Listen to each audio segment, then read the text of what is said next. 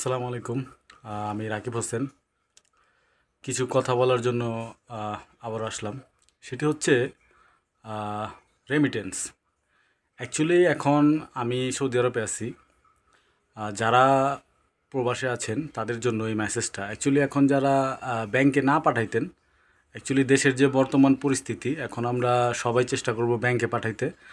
আর সবচেয়ে বড় কথা হলো, অনেক প্রবাসীর এই ভুলটা আছে যে ওই হুন্ডিকে বলে আসলে ওটা ব্যাংকেই দেয়, সেটাকে রেমিটেন্স বলে, আসলে কিন্তু সেটা রেমিটেন্স না। এই দেশেতে যেটা ডাইরেক্ট পাঠানো হয়, ব্যাংকে জমা দেওয়া হয়, সেটা হলো অ্যাকচুয়ালি রেমিটেন্স। তো এটাও বিষয় অনেকের, এটা ক্লিয়ার করতে হবে যে আমরা যেভাবে টাকা পাঠাই এই দেশ থেকে, সেটা কিন্তু সরকার আমাদের দেশে তেমন একটা লাভজনক হয় না, বরঞ্চ ক্ষতি হয়। তো এটা অনেকে জানে না। আর দ্বিতীয় বিষয়, আহ, আরেকটা আমি যে বিষয়টা শেয়ার করতে চাই, সরকার যদি এই জিনিসটা করে, যেই আসুক, যে এই দেশের থেকে বিনা সিরিয়ালে খুব শর্টকাটে টাকা পাঠানো যায় ব্যাংকে, এই ব্যবস্থাটা যদি সরকার করে দেয়, তাহলে মোটামুটি সরকারের অনেক লাভ হবে। তো আমাদের প্রবাসী যারা আছে, তারা কিন্তু এই ব্যাংকের সিরিয়াল বা অনেক ভেজাল দেখে এই ব্যাংকে টাকাতে পাঠাইতে চায় না, বিশেষ করে সৌদি আরবের।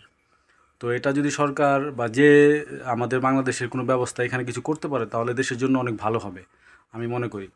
আর আরেকটা জিনিস, যাদের আকামা নাই, 6-7 বছর 10 বছর ধরে আসে, তারা কিন্তু ব্যাংকে টাকা পাঠাইতে পারে না। তো এখানেও যদি কিছু করা যায়, তাহলে দেশের জন্য আরও বেশি ভালো হবে।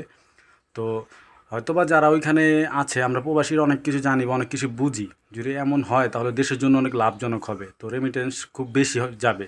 বর্তমান দেশের যে পরিস্থিতি, প্রবাসীরা যদি ঠিকঠাকভাবে টাকা পাঠায় ব্যাংকে, তাহলে আশা করি দেশের অবস্থান ভালো হয়ে দাঁড়াবে, কারণ এটা একটা ভালো অপশন, তাই না? তো আমাদের বাংলাদেশে মোটামুটি ভালো লোক সব কান্ট্রির মধ্যে আছে, তো তারা যদি ব্যাংকে টাকাগুলো পাঠায় তাহলে অনেক লাভবান হবে। কিন্তু যাদের আকামা নাই, তারা কিন্তু অ্যাকচুয়ালি ওইভাবে টাকাটা পাঠাইতে পারে না। তো এরকম যদি ব্যবস্থা সরকার করতে পারে, এখন তো সরকার নাই, মানে যেই দেশের যে এটা পরিচালনা করবে, তারা যদি এই ব্যবস্থা করতে পারে, তাহলে আশা করি দেশের দাঁড় করাতে তেমন একটা সময় লাগবে না। তো এটা আমার মেসেজ ছিল।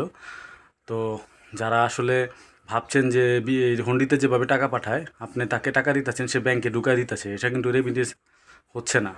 তো এটাও খেয়াল রাখতে হবে। রেমিটেন্স হচ্ছে যেটা আপনি এই দেশের থেকে ব্যাংকে জমা দিবেন, ওই দেশে ব্যাংকে জমা হবে। তো এটা হচ্ছে সরকারের লাভবান। তো আশা করি সবাই বুঝতে পারছেন। আসসালামু আলাইকুম।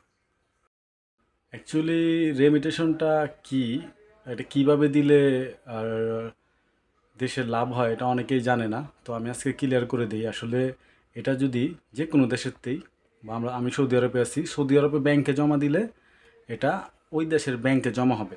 এইভাবে দিলে এটা রেমিটেশন বলে। তবে এটা যদি অনেকে হুন্ডি করে দেয়, মনে করে এটাও ব্যাংকে দিতেছে, এটাও তো সরকারের লাভ, আসলে এটা দেশের কোনো লাভ না।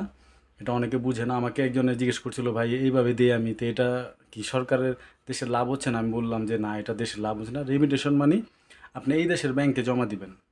তো এটা ওই দেশের ব্যাংকে জমা হবে, তখন এটা সরকারের বা দেশের লাভ হবে। তো এটা ক্লিয়ার।